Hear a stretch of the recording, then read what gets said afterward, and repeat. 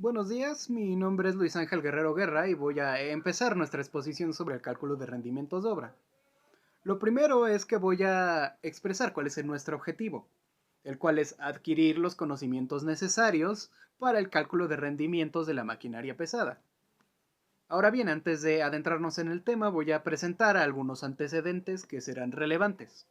El primero es ¿qué es una máquina? Pues bien, una máquina es un dispositivo de una o más partes que utiliza energía para llevar a cabo una acción determinada. Un ejemplo de esto podría ser, por ejemplo, una polea. Una polea nos permite cargar grandes volúmenes sin tener que aplicar tanta fuerza. Una polea puede tener más o menos piezas dependiendo de qué tan compleja sea. Ahora pasamos al siguiente concepto, que es el de maquinaria. Y una maquinaria es un conjunto de máquinas que se utilizan para un fin determinado. Y por último, en cuanto a maquinaria, tenemos al concepto que utilizamos en construcción, que es el de maquinaria pesada. La maquinaria pesada es todo aquel equipo que sea mayor a 10 toneladas, que requiere de un arrastre para su transporte y la cual puede ser transportada completa o se puede desarmar y se puede armar en la obra cuando se requiera. Después tenemos otros dos conceptos que son relevantes para el tema actual. El primero es el rendimiento, el cual no es más que la cantidad de trabajo realizado en una jornada en el caso de trabajadores. Pero en el caso de la maquinaria pesada, este rendimiento es el trabajo que se realiza en una hora, no en una jornada. Esto más que nada para simplificar los cálculos al momento de realizarlos. Y por último tenemos al ciclo, el cual es básico que se realiza en una hora, no en una jornada. Esto más que nada para simplificar los cálculos al momento de realizarlos. Y por último tenemos al ciclo, el cual es básicamente todo el proceso que le toma a una máquina desarrollar cierto trabajo en específico. Un ejemplo podría ser un cargador frontal, el cual primero tiene que desplazarse al banco de recursos, como por ejemplo un montón de tierra, tiene que cargar su cucharón, luego tiene que desplazarse al lugar en el que va a ser depositado este contenido en el cucharón, como por ejemplo podría ser un camión de volteo, y por último, cuando ya esté en el lugar, realiza las maniobras necesarias para que el cucharón quede exactamente en un lugar donde al girar pueda cargar este camión de volteo. En general, todo este procedimiento que acabo de mencionar es lo que conocemos como un ciclo. Y una vez que ya están los conceptos de los antecedentes aclarados, voy a la introducción. Aquí me pareció pertinente empezar con dos preguntas. ¿Por qué es importante conocer formas de obtener los rendimientos y a qué podría ayudarnos? Pues bien, un rendimiento es muy importante porque gracias a él podemos saber qué tanto tiempo le va a tomar a una máquina realizar una acción que queramos en la obra. ¿Cuánto tiempo podría necesitar un cargador frontal para desplazar todos los volúmenes? ¿Qué tanto podría excavar una retroexcavadora? ¿O qué tanto podría cortar un bulldozer con su cuchilla? ¿Esto a qué podría ayudarnos? Bueno, como ya lo mencioné, primero que nada para calcular los tiempos. Pero no solo los tiempos, sino que una vez que ya tengamos los tiempos, además también podríamos conocer eh, qué tanto tiempo necesitamos alquilar esta obra. En otras palabras, también podemos calcular el costo financiero de estas máquinas. Y por mi parte, eso sería todo en cuanto a esta parte. Gracias. Mi nombre es Diego Pavián Flores y yo les voy a hablar acerca de la selección del equipo adecuado para las obras de construcción.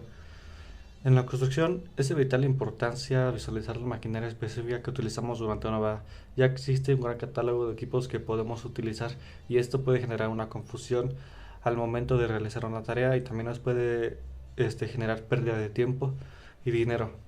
Podemos clasificar la maquinaria en dos tipos, que sería la maquinaria de uso ligero y las unidades, bueno, unidades de uso ligero y unidades de uso pesado. Cada una de estas tienen diferentes aplicaciones. Por ejemplo, las unidades de uso ligero son aquellas máquinas destinadas que en la construcción realizan ligeras modificaciones de las mismas, por ejemplo en casas, en parques, en bodegas pequeñas, por mencionar algunos ejemplos. Este tipo de edificaciones no requieren de mucho movimiento y en esta sección podremos encontrar maquinaria pero ligera, como lo podrían ser vibradores de concreto, revolvedoras, algunas cortadoras, incluso pequeñas zanjadoras, entre otras.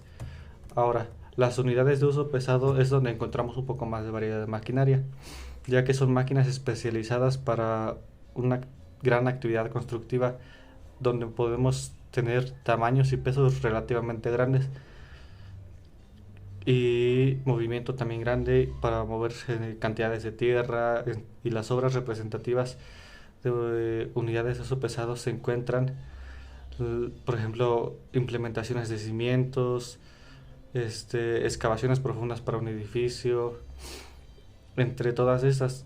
Las unidades que podemos encontrar ahí pues son muchísimas y son las que hemos visto a lo largo del semestre.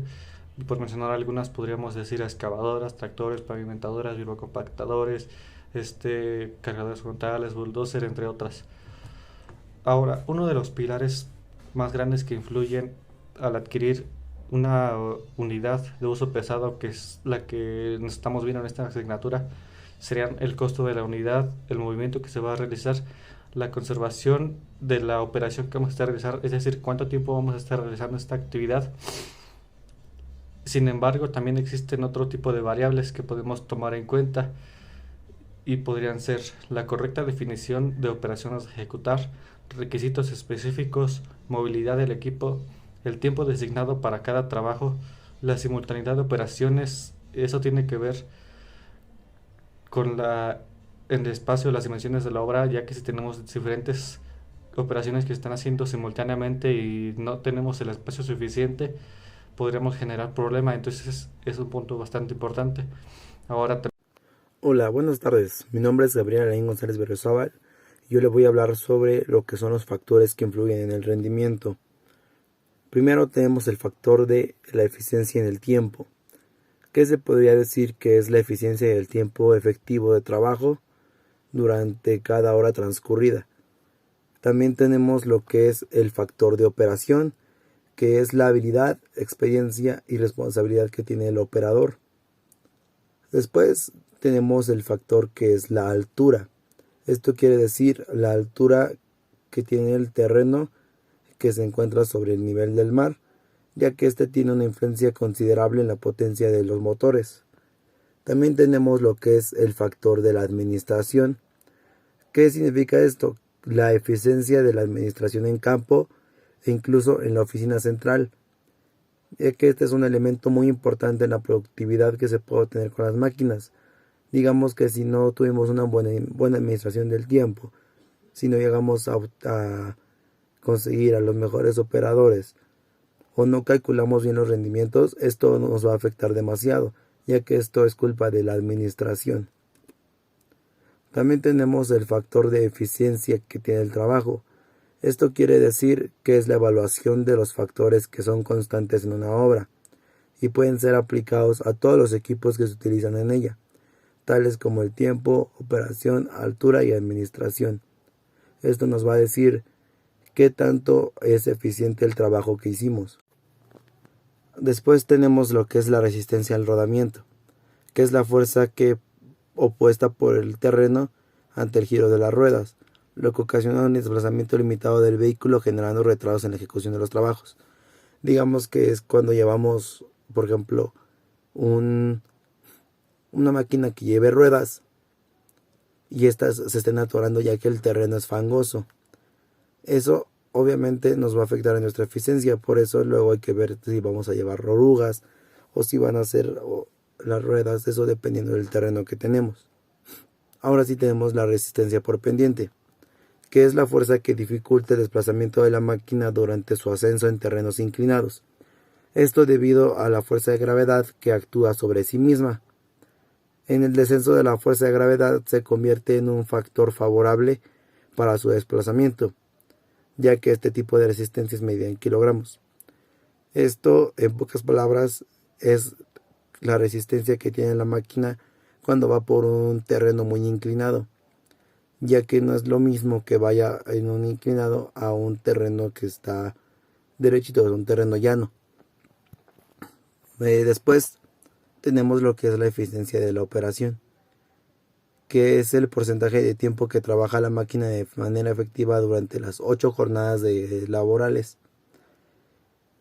Esto es el factor determinado por el contratista. Por lo general es del 5/6, o sea, 0.83, lo cual determina la máquina trabaja 50 de cada 60 minutos. Y después tenemos el último factor, que son las máquinas de ciclo intermitente. Dentro de estas se encuentran las que son utilizadas para excavaciones primarias, que en su mayoría poseen un cucharón cuya función es extraer material y vaciarlo para regresar nuevamente al punto de carga. Esto nos quiere decir que es cuando usamos máquinas que tienen que cargar y descargar en otro lado y tienen que regresar, que tienen un ciclo muy largo y que no están constantemente excavando o perforando, sino que perforan y llevan y así constantemente. Entonces eso hace que sea un poquito más tardada la operación. Eso es todo por mi parte. Mi nombre es Roberto Carlos Guerrero Galindo y yo les hablaré acerca de los cálculos de rendimiento de la maquinaria pesada. Bien, antes de comenzar con todas estas distintas fórmulas, puesto que todas las maquinarias pesadas tienen una fórmula específica, ya que su rendimiento se calcula de distinta forma, primero tenemos que ver acerca del factor de abundamiento. Este influye en todos, puesto que el factor de abundamiento es una propiedad del terreno al expandirse cuando es removido de su estado natural. Esta se puede calcular a través de la siguiente fórmula. FV, que es el porcentaje de abundamiento, es igual al peso de la tierra inalterada sobre el peso de la tierra suelta menos 1 por 1. Prosiguiendo, tenemos el rendimiento del bulldozer, el cual básicamente es el rendimiento de las máquinas dependiendo de la hoja y su capacidad, así como de la clase de material en la cual está trabajando. Su fórmula del rendimiento es el rendimiento sobre metro cúbico sobre hora. Este se calcula de la siguiente forma. Vamos a multiplicar 60 por la eficiencia general, por la capacidad de carga de la cuchilla en metro cúbico, por el coeficiente de carga, sobre el tiempo del ciclo y el factor de abundamiento. A continuación tenemos el rendimiento de los cargadores. Este funciona a través de la cantidad que puede cargar, obviamente, en el tiempo. Este se calcula multiplicando 60 por la capacidad nominal del cucharón, por el factor de llenado del cucharón, por el factor de rendimiento de trabajo, sobre el factor de abundamiento, por el tiempo de ciclo en minutos, por 3. Eso nos ayuda a calcular el rendimiento que tiene igual en metros cúbicos sobre hora. Después tenemos el rendimiento de las excavadoras. Los factores que deben tomarse en el cálculo de este son distintos, puesto que las excavadoras funcionan de distinta forma. Tenemos que tener en cuenta el tipo de material, la profundidad del corte, el ángulo del giro, la eficiencia del operador, las condiciones del equipo y la capacidad del vehículo. La fórmula que se emplea es igual calculando el rendimiento de los metros cúbicos sobre hora de la máquina, pero esta se calcula multiplicando 3600 por la capacidad del volumen del cucharón, por el factor de rendimiento de la máquina, por el factor de llenado del cucharón. Este depende de las dimensiones y de la capacidad que ya está manejando el cucharón en ese momento. Esto va sobre el factor de abundamiento y el tiempo del ciclo en segundos, por 4. Después tenemos el rendimiento de las motoniveladoras, que ya es distinto, puesto que aquí vamos a descubrir el tiempo que requiere para efectuar un trabajo. Ya no estamos hablando de la capacidad o el trabajo que abarca en los metros cúbicos sobre hora. Ahora estamos hablando en cuánto tiempo se tarda en realizar el trabajo específico. Y este se calcula multiplicando la distancia que recorre en cada pasada por el número de pasadas que se requiere para realizar el trabajo sobre la velocidad de operación en kilómetros sobre hora por el factor de rendimiento del trabajo. Y este Todo esto multiplicado por 5. A continuación tenemos el rendimiento de los compactadores, que es algo similar a las motoniveladoras, ya que este también se mide a través de un promedio en el que se considera el número de pasadas que necesita hacer la máquina para obtener la compactación deseada. Y su fórmula es: el rendimiento de metro cúbico sobre hora es igual al ancho de compactado por la máquina en metros, por la velocidad en kilómetros sobre hora, por el espesor de la capa compactada en centímetros, por el coeficiente de reducción, que puede variar del 0.6 al 0.8, sobre el número de pasadas para obtener la compactación requerida, multiplicada esta por 6. Hola, yo soy Ana Arturo Piña González y les voy a exponer sobre el tema 3.4, que es la utilización de software en el cálculo de rendimientos. Como primer software tenemos el Excel, que es indispensable para el cálculo de cómputos métricos o presupuestos de construcción. Pues cabe destacar que puede no ser una opción viable en obras de tamaños considerables, debido a que no es un software que se especialice en el rubro de cálculo de rendimientos. Pero aquí les traigo una imagen donde, por ejemplo, se hizo pues el cálculo de rendimiento de una maquinaria bulldozer,